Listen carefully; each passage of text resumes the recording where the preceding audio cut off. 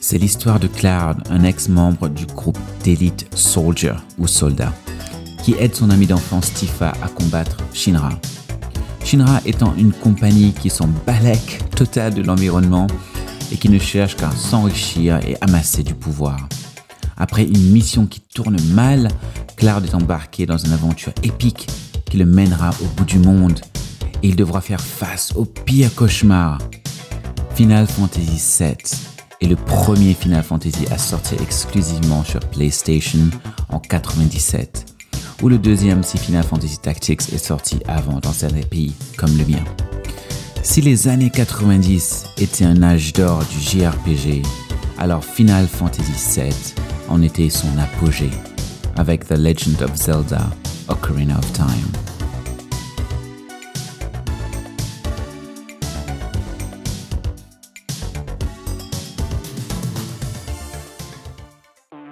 Déjà graphiquement, ce fut une claque à l'époque. Ce mélange de 3D et de fond hyper travaillé a créé une direction artistique qui a fait beaucoup parler à l'époque, sans compter que c'était le premier Final Fantasy à casser avec l'ambiance Heroic Fantasy et à s'orienter plus vers du Steampunk Fantasy. L'écriture du jeu a aussi connu un level up et les nombreux rebondissements en a fait une histoire mémorable. Et enfin, ces personnages iconiques, oh là là, allant de Cloud à Aerith, Tifa, Red 13 ou encore Cait Sith, sont tous toujours autant appréciés aujourd'hui. Dans un sondage récent, Cloud avait été déclaré le personnage de jeu vidéo préféré des joueurs japonais. Rien que ça. Ah, et n'oublions pas celui qui est devenu un des antagonistes les plus marquants du jeu vidéo, Sephiroth.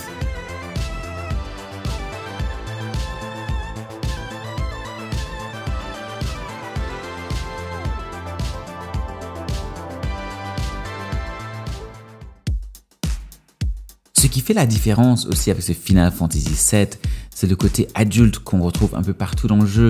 Le meilleur exemple de ça est la zone World Market. Tu y trouves le fameux Honeybee Inn. Plusieurs quêtes ont des références très matures, des personnages à la sexualité ambiguë, Cloud qui s'habille en femme et qui peut être choisi par Don Corneo. Il aurait très bien pu aussi échanger un baiser avec lui. Cloud qui prend un bain tout nu avec une demi-douzaine d'hommes qui eux aussi sont tout nus. Cloud qui se fait ressusciter par du bouche à bouche. Bref, c'est hyper osé pour l'époque. Même pour aujourd'hui, c'est tellement osé que le remake a coupé plusieurs de ces éléments de quête. Mais ce n'est pas que sexuel.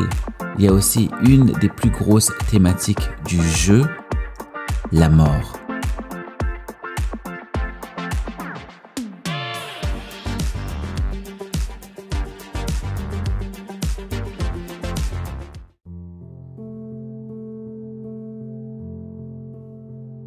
Une des forces scénaristiques de Final Fantasy VII est cette intransigeance en ce qui concerne la perte et la mort. Il faut savoir qu'à l'époque, l'équipe derrière FF7 était quasiment d'accord sur comment aborder ce thème. Ils ne voulaient pas d'une mort hollywoodienne ou typiquement cinématographique, où tu peux aisément prédire la mort d'un personnage, ou même que ce soit fait à rallonge. Plutôt ironique quand on pense à FF7 Remake, qui n'a pas du tout fait pareil. Mais bon, passons. En gros, la mort est soudaine. Dans FF7, la mort d'Aerith arrive comme un choc et laisse un énorme impact sur le joueur, tout comme la mort des membres originaux d'Avalanche, Jesse, Biggs, Wedge. Ces morts eurent un vrai impact, car c'est arrivé soudainement, et sans grand discours de « Je suis en train de mourir, alors voici tout ce que j'ai à dire pour ne pas laisser les choses non achevées ». C'est ce côté ridicule de la mort au cinéma que l'équipe de FF7 voulait absolument contrer. Je dirais qu'ils ont bien réussi leur coup. D'ailleurs, ils avaient même envisagé de tuer la plupart des personnages, ne laissant que 3 survivants, mais ils en ont décidé autrement, car au fond, ça aurait dilué trop la mort d'Aerith. Une mort qui est maintenant devenue iconique, comme beaucoup de choses de FF7 dans le jeu vidéo.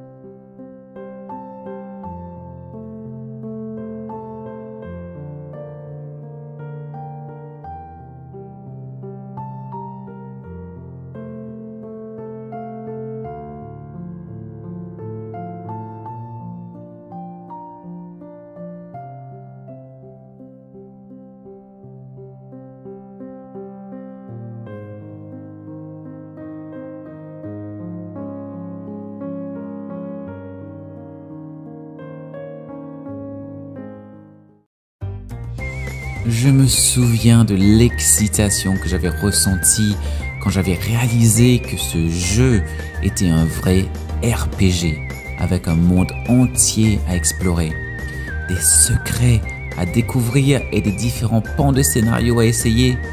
Choisir qui prendre dans ton escouade avait non seulement un impact sur les répliques des personnages, mais aussi ça aboutissait à une quête spéciale au Gold Saucer. Si tu ne le savais pas, dans le FF7 97, si tu traites 3 personnages très bien, tu peux aller en rendez-vous avec l'un d'entre eux au Gold Saucer.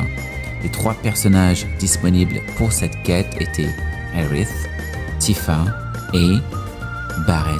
Et oui, même Barret.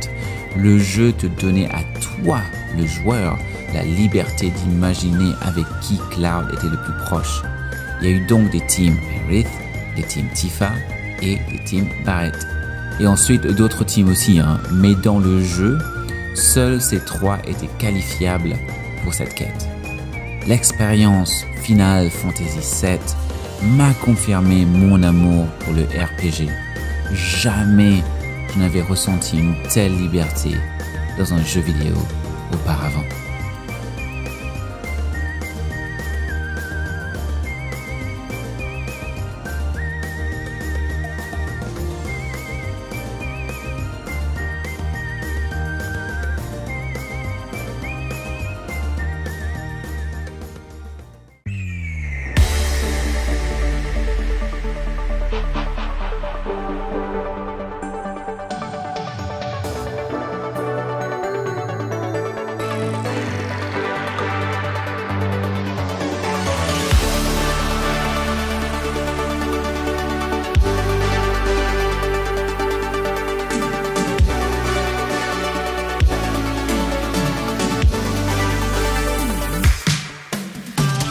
Ce Final Fantasy est le Final Fantasy le plus vendu de tous les temps et le plus populaire.